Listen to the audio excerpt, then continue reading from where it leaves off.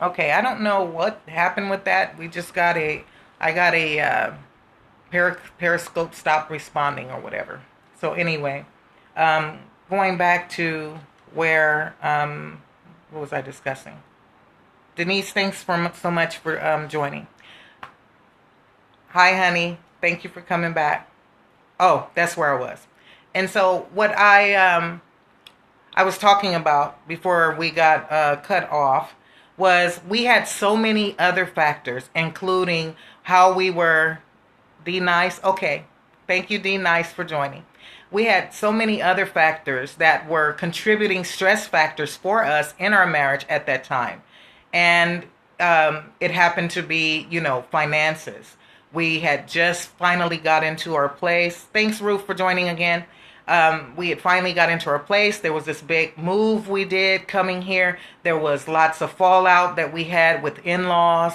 There was lots of battles going on back and forth in court between exes and child support things going on. So we had a lot of things on our plate.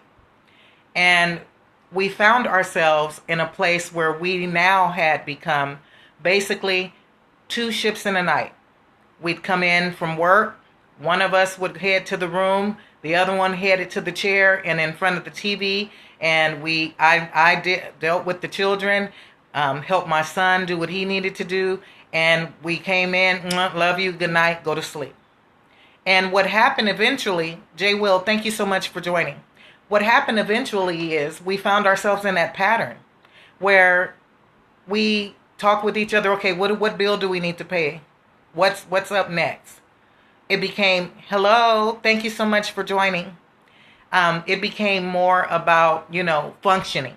So now we're no longer in a thriving, loving atmosphere in our home. It became more stress induced, more functioning, just functioning on a higher level. And so, going to church, coming in from church, go back to the regular routine. You do the kids, I do the cooking, whichever one of us gets home first, we do the cooking. And eventually that takes its toll on you. So we were sitting down one evening and we started to talk about some things that we had before us, some legal issues as a result of an ex, a bitter ex. We'll be talking about that too. Um, and so we were talking about that and we said, you know what? We've spent a great deal bulk of this year in survival mode. We've spent a great bulk of this year just going through the motions, just walking around in a daze. And I mean, when I say it would be times where we would have good times and we could, it was calm, and other times it was like explosive things going on in the house, trying to keep a what do you call that, a steady environment for our younger daughter so that she didn't feel the pressure from having an older sibling back at home who was also battling a mental health condition. We were trying to stabilize our son. We were both having issues with work. We were both having financial issues as a result of bitter and vindictive exes for both of us. I'll be talking about that later in this month. And so we realized at that point that we were giving out more of ourselves to everything else in our lives, every other fire that was going on around us. And that's when we made the decision that, you know what, regardless to what's going on, we are going to hold hands, close our eyes, put our head down, and we're going to walk through this.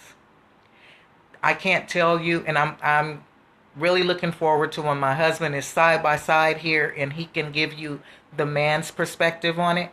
But as a woman, at the time of going through all of the symptoms from having anxiety and from having depression and feeling sad and feeling angry and feeling bitter and out of control, all of those things for us as women put us in a place where we don't feel as well. I can't speak for a general public, but I can speak for myself.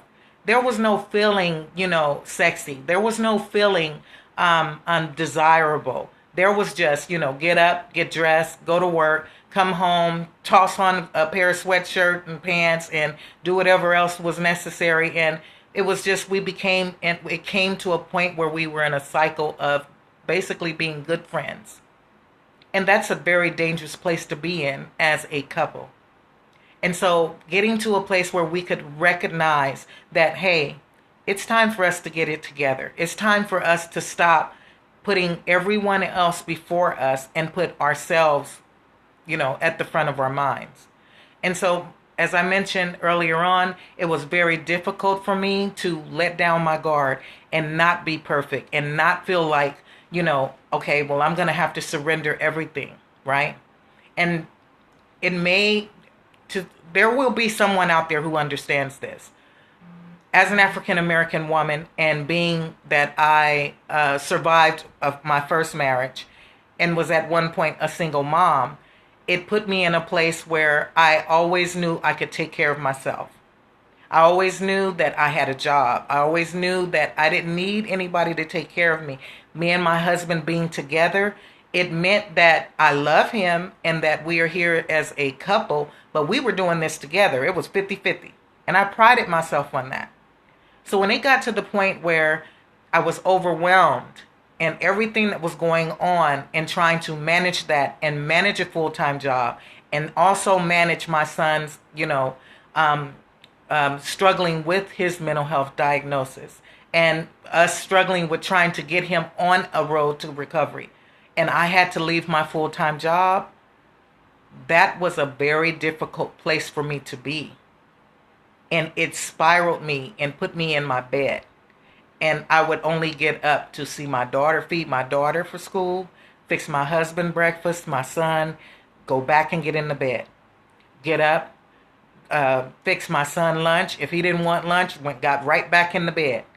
I set my alarm clock set. I get up, get a snack ready for my daughter when she came in, get her fed, get dinner together, get back in the bed. And on the weekends, if I didn't have to get out of bed, if I didn't have to take my son anywhere, I tied myself to my bed. And my husband would come in and say, you need to get up. We need to get you out of the house. We need to get you feeling better. It's not going to get better with you laying here. So when I say that mental health conditions can take its toll on the family, if you don't have a spouse who is strong enough, if you don't have a spouse who can see past themselves for a moment to be able to help you through, it is going to be a very difficult journey for your family. Now, both he and I at points had to be that source of courage, that source of holding the other person up. We have both had to play that during this journey that we've had to take. I've had to be the one to hold him up when times were difficult. So we've had to play each other, the other's stronger self. And so when I mentioned in the intro that mental health and, I mentioned the compassion component of it when I said mental health and marriage, your spouse is human too, how compassion can save your marriage. When we have a loved one who is battling something such as diabetes, or if we had a loved one who was battling something such as cancer, we wouldn't want to leave our loved one without any assistance or any help. We would do everything in our power to educate ourselves on, what medicines are out there, what doctors are out there that can be available to help them to get better, right? We want to know, what can we do? We would research, what can we do to make them more comfortable? What can we do to be a better source of encouragement, a better source of support for them? We're not going to look at them and say, well, you know what? I'm just going to let them handle that. Because if they really wanted to, they could get better. If they really wanted to, they could, stop feeling like they're feeling. Now, don't get me wrong. There are times when we have to be the accountability partner for our loved one. We have to say, you know what? I understand how you're feeling. I understand you don't feel well. But if you don't do your part on this, if you don't get up and go see your counselor or your therapist, if you don't take your medication or your supplements, if you don't get up and leave the house, there's no way you're going to feel better. And you have to make, you know, a decision at some point that as much as you would love for your loved one to snap out of it and have it together immediately, or to do better and make better choices, ultimately it is the decision of your loved one to get better, to do the work. You have to want to. And although there are going to be challenges that people are faced with who have depression, and I can only speak from a place of depression and anxiety, you have to have a desire to want to be better. You can say, you know, this is tough, because it is. You can say, I don't feel like it, because most times you won't. But getting up and doing the work is what you're going to be doing a service to yourself as the individual who's battling and fighting to overcome the mental health condition and to live with it, right? To do the things you need to do in order to feel better. But you're also doing a service to your family. You're also doing a service to your children if you have children, right? Because now you're able to say, yes, this is my story, but I'm not going to give up. I'm not going to let it overpower me. I'm going to fight. I'm going to stand up. And having a spouse on your team who can be compassionate, who can be loving, who can say, you know what? I'm going to hold you up. I'm going to keep praying for you. I'm going to keep believing for you until you can believe in yourself. Sometimes that's all it takes. For both of us, at some point, we had to play that person for the other person. And that means that, you know, I think, I'm trying to remember who it was that said it. It may have been T.D. Jakes when he talked about the 50-50 in marriage. There's no 50-50. There's no 50-50. There's either a 60-40. I mean, at some point in the marriage, one of you is going to give more than the other. And that's just how it is. That's called grown-up love. Sometimes the other one's going to have a little more to give than the other one is. Sometimes the other one is going to need a little more understanding than the other one. And something that I have this discussion often when I talk to family caregivers who are caring for a spouse, and that is this. You want to make sure that you aren't the only one that is doing all of the understanding and showing all of the compassion. Because although our loved one can have a mental health condition, it does not limit them from having an understanding that we too, as family caregivers, have emotions and feelings, and that we too deserve to be understood and have patience shown to us. Because at some times, although we may not be battling the mental illness, sometimes we can be affected just as heavily as our loved one who's battling the condition. That is why sometimes mental health family caregivers, or family caregivers as a whole, are called secondary patients, right? And so you want to make sure that you are expressing how you feel to your loved one. If you are feeling undervalued, if you are feeling underappreciated, if you are feeling that you need more from them, you need to express that to them. They have a mental illness, true. They have a mental health condition, true. But they are able to understand at times when you are talking with them and discussing things. And never be afraid to take on a therapist. We took on a therapist, and it helped us to be able to sort through things that we may not have been able to handle on our own. A lot of people go through, their lives, and they're raised with this whole mindset of what goes on in our house stays in our house. That can be true to a degree. But what happens when you can't manage what's going on in your house, right? What happens if you seek the assistance of your spiritual advisors or spiritual counselors within your place of worship, and you're still not getting better, and your marriage is still not developing, and it's still not moving forward, then it's time to go outside and seek the help of a professional therapist, a professional counselor. You're going to get out of your marriage what you put into it. I really hate to hear people say my marriage failed or my marriage ended because of my, mate. Because when you're honest about it, it takes two people for a marriage to fail. And now, being in my 40s, I can actually say openly and honestly that the demise of a marriage happens by two parties. One individual is probably not setting healthy boundaries, and another individual has not learned to respect boundaries. And that can go both ways. And so, if you want your marriage to work, if you are willing to fight for your marriage and to look at mental health or mental illness as a true illness, and look at it as if, your loved one is battling a long-term illness, as if they were cancer, as if they were diabetes, or as if they were any other long-term illness.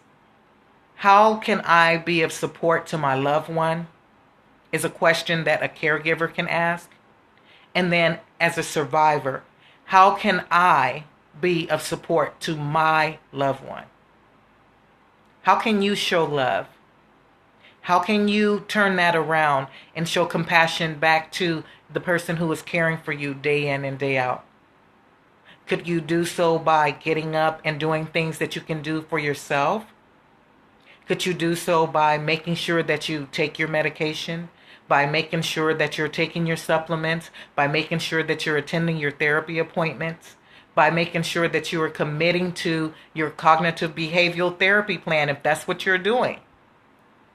By making sure that you're doing the work, by working on yourself, by showing that I love you enough to present to you a whole person, as whole as I can be.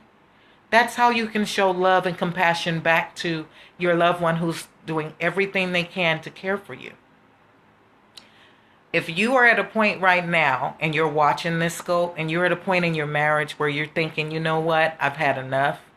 I don't think I got anything left for this. I've been doing this for years and it's just not working and I don't know what else to do, right?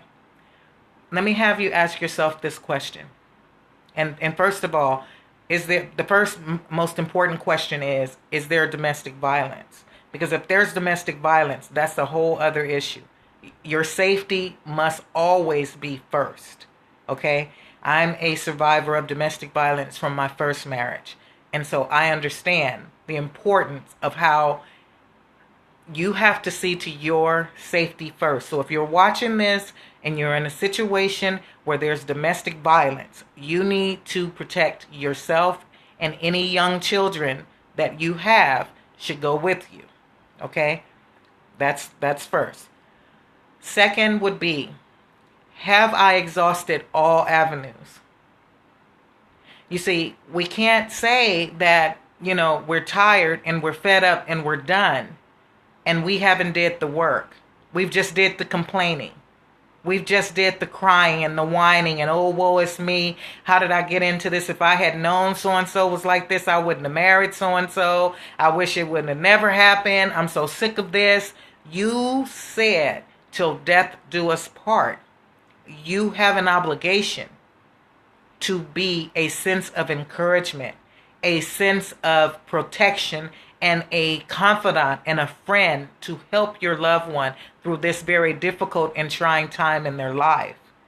Showing some compassion, as if you were in this situation, how would you want someone to help you? The loved ones and the survivors that are watching this, and you're wondering, how can I ever, get my family back to a place where we can be happy and we can love each other and things can go good again? You got to be responsible. You got to do the work. You got to get up. You got to, if you're drinking and you know you shouldn't be drinking, if you're using drugs and you know that you shouldn't be using them, that's your answer right there. You have to make a commitment to getting on a workable plan and getting sober and getting into recovery. You have to be honest with yourself because you can't keep hoping and wishing things get better and you're not doing the work yourself. A lot of it is putting down all of the things that are not working. If the drugs and alcohol are causing you to behave in ways that are destroying and tearing down your family, then it's time to give them up.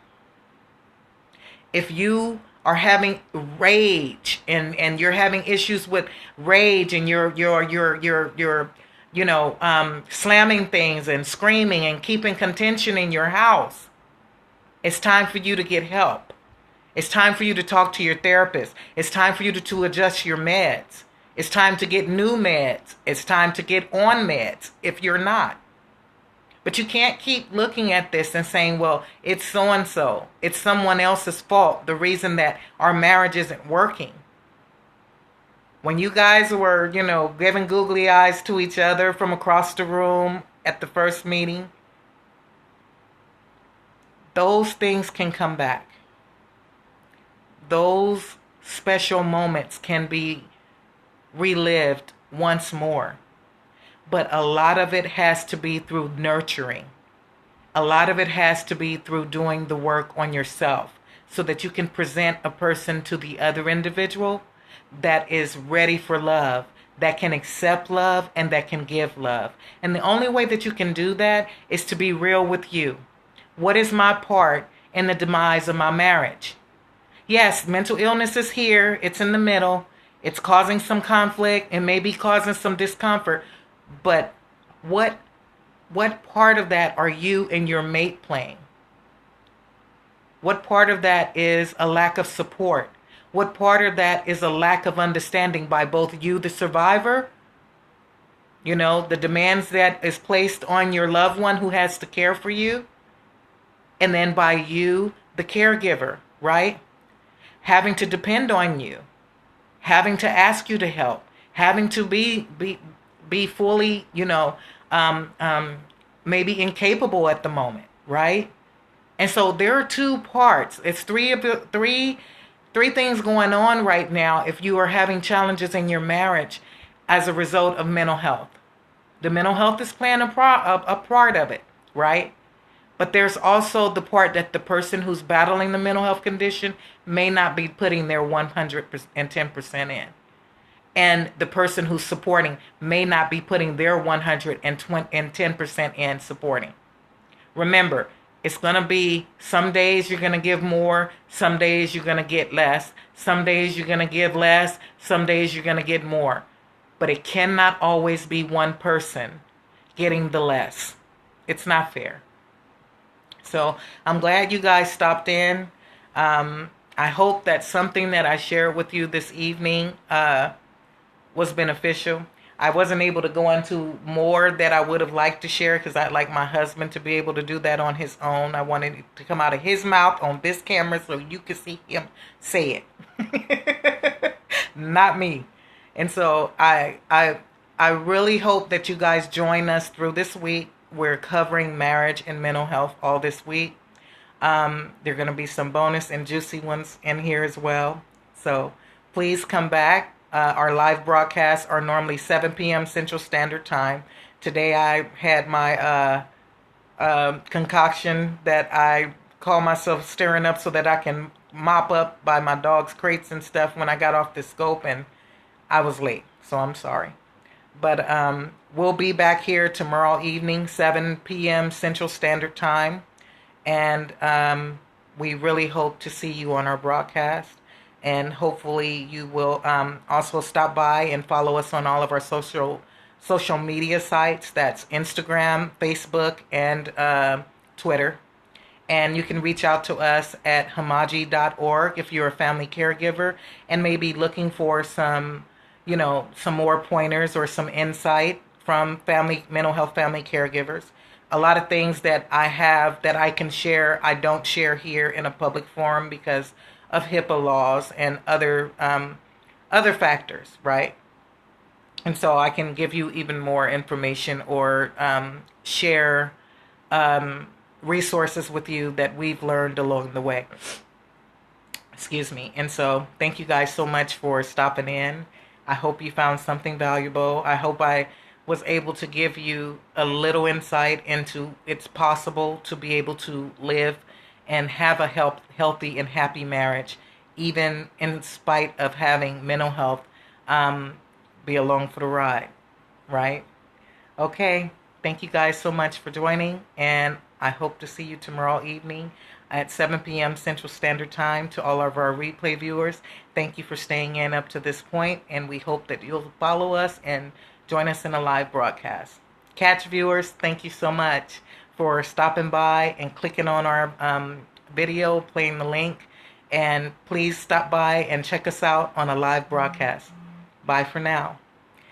May God bless you real good. That's my closing and openings on the weekend. Good night, you guys.